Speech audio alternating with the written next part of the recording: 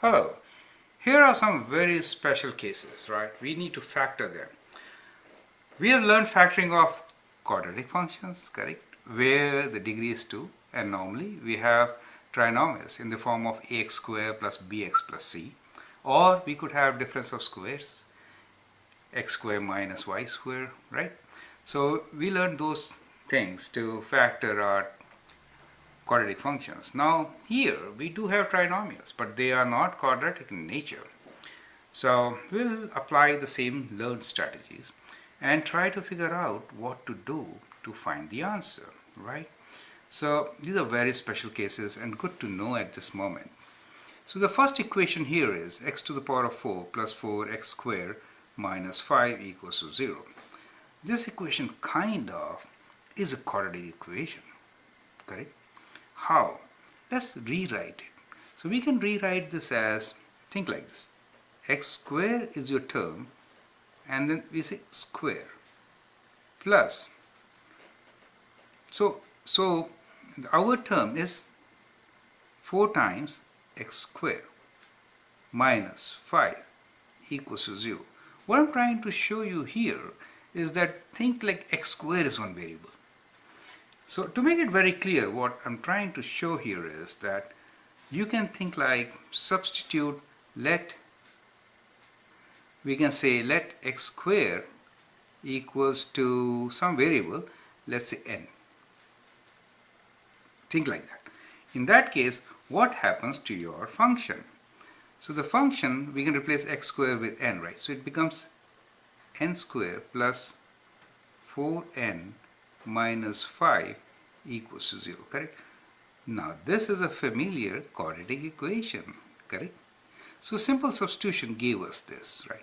Now here we can do product and sum. So we need a product of minus 5 and sum of 4. So what are our magic numbers? So what is the product? Minus 5. So the numbers should be, and sum is 4.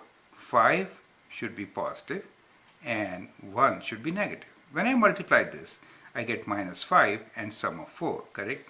So using this, I can factor this very easily, and I say this is like n plus 5 times n minus 1 equals to 0.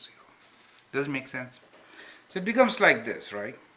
Now you can substitute back n as x squared, correct? And get your answer. So we'll do that. So we'll write, instead of n, we'll write x squared plus 5 times x squared minus 1 equals to 0. So that's the factoring part which we have done. Okay. Now sometimes you can be asked to find solution of this equation.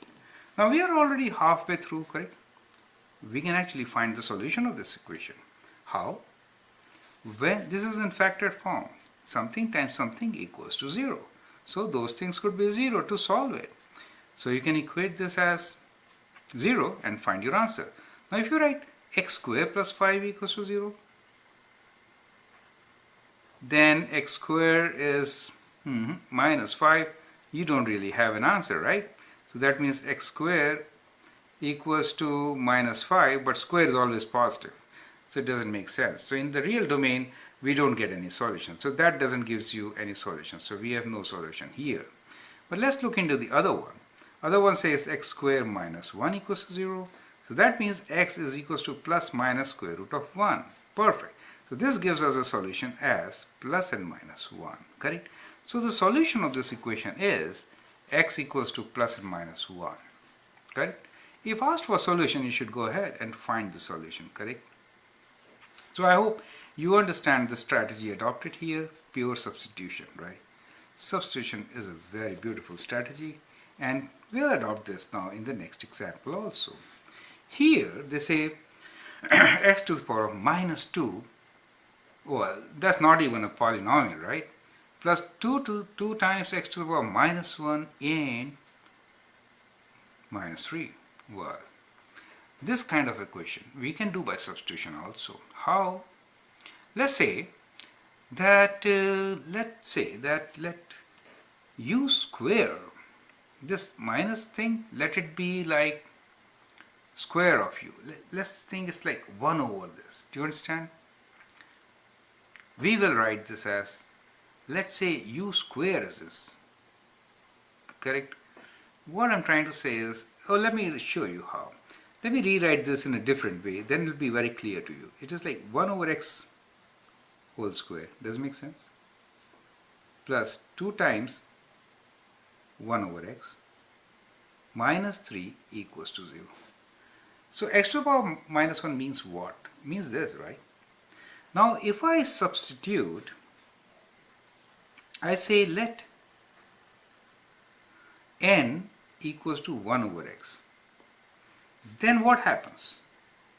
If I write let n equals to 1 over x, then this equation all of a sudden becomes n square plus 2n minus 3 equals to 0. Do you see that? It's again the same quadratic equation which we are so familiar with. Wow, that's great. Now what to do? Again, product and sum. Now what should be the product? Minus 3. Sum 2. So obviously higher number is positive. 3 times 1. Okay. 3 is positive and negative 1. So when you multiply, you get minus 3. And when you add, you get plus 2. So again, we get the factored form of n plus 3 times n minus 1 equals to 0. Perfect. Now, what is n? N is 1 over x, right? So we can write now here as 1 over x plus 3 times 1 over x minus 1 equals to 0. So that is our factored form of the given equation. Good.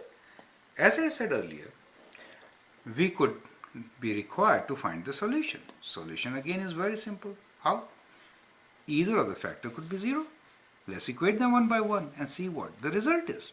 So to make this 0, 1 over x should be equal to 1, right? So we'll say 1 over x equals to 1, which implies what? X equals to what?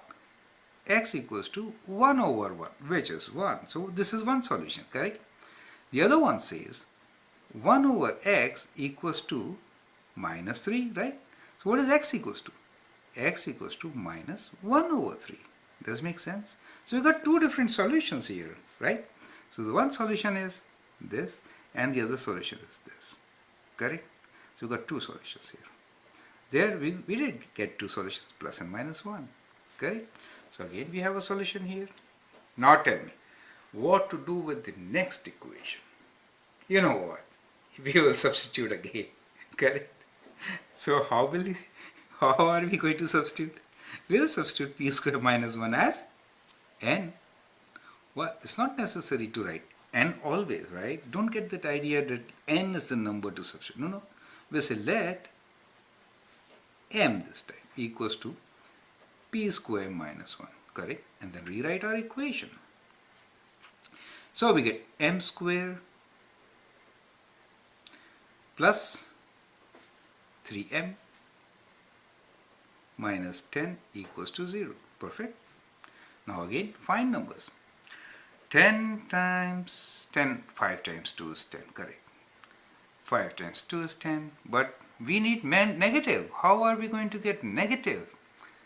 Okay, negative is 5 plus and 2 negative. Oh yeah, we get it. So, we get 5 plus, because this is positive, negative 2.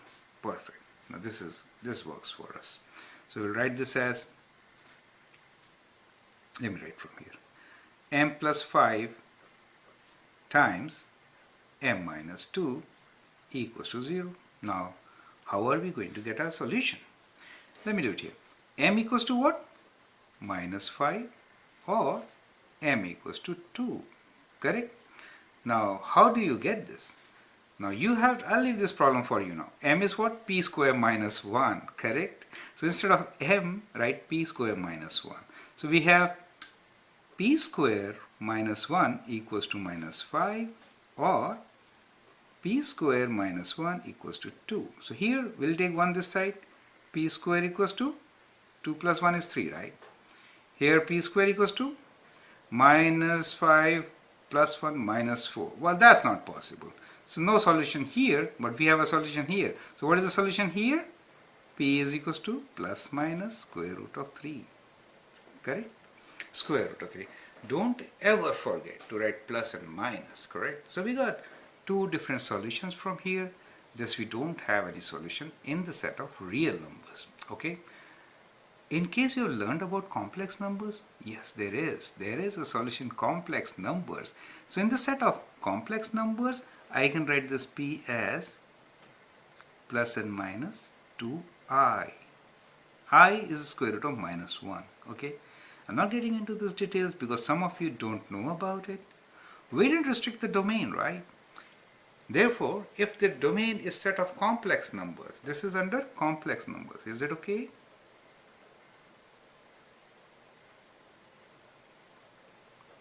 In that case, here also we'll have a solution, right?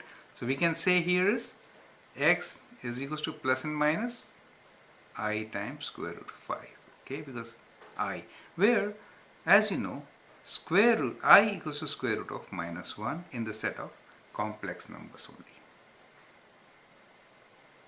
correct? Not otherwise. In the set of real numbers, don't count these solutions which I have given in red, okay? The idea here was to make you understand different kinds of strategies which we could use to factorize things, equations, which don't really look like quadratic functions. But when we substitute as we did here, we could actually do them, right? So try some problems like this on your own.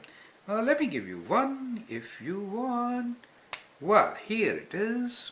And this one is complicated, okay? Now let's say m square plus m minus 3 over m square plus m, okay? Plus, I'll write what? Let me write 4 equals to 0. So you can do substitution. I think is very clear for you, right? Substitution is what for you? M square plus m is equals to something, right? Like that. Similarly, I can give you one equal to this. Another question you can note down, which I'm just going to copy from here, which is t to the power of 4 minus 17t square plus 16 equals to 0, okay? So that's another problem you can try using the previous strategy, okay? And hopefully you should be in a position to get them right, okay? Great, thanks, enjoy. If you have any difficulties, put your comments. I'll be